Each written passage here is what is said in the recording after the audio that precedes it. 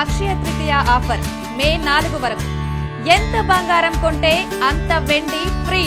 వెదురు మొక్కను వాస్తు అనుకూల దిశలో ఉంచండి. ఇంటి లోపల వెదురు మొక్కను ఉంచడానికి తూర్పు దిక్కు, ఆగ్నేయ దిశ అనువైనవి. ఆగ్నేయ దిశ జీవితంలో ధన ప్రవాహాన్ని సూచిస్తుంది. సంపదకు కొరత లేకుండా జీవితాంతం ఉండాలంటే వెదురు మొక్కను ఉంచడానికి ఇది ఉత్తమ దిశ.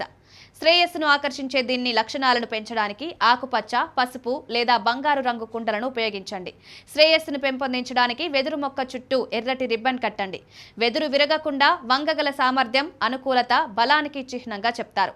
వెదురు మొక్కను ఉంచడానికి తూర్పు దిశ ఉత్తమ దిశలలో ఒకటి, ఎందుకంటే ఇది సానుకూల శక్తిని సూచిస్తుంది. వెదురు మొక్కలు సానుకూల శక్తిని కలిగి ఉంటాయి కనుక వీటిని ఇంట్లో పెంచుకోవడం వల్ల ఇంట్లో సామర్థ్యాన్ని, అదృష్టాన్ని తీసుకువస్తాయి. ఉత్తర దిశ వృద్ధి, శ్రేయస్సును సూచిస్తుంది.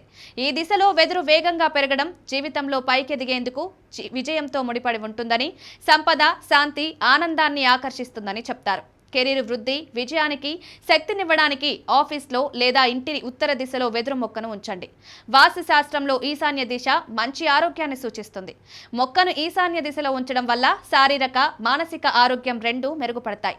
వెదురును ఒక గాజు పాత్రలో చిన్న తెల్లటి గులకరాళ్ళు నీటితో ఉంచండి. ఇలా చేయడం వల్ల మానసిక ప్రశాంతత పెంచుతుంది.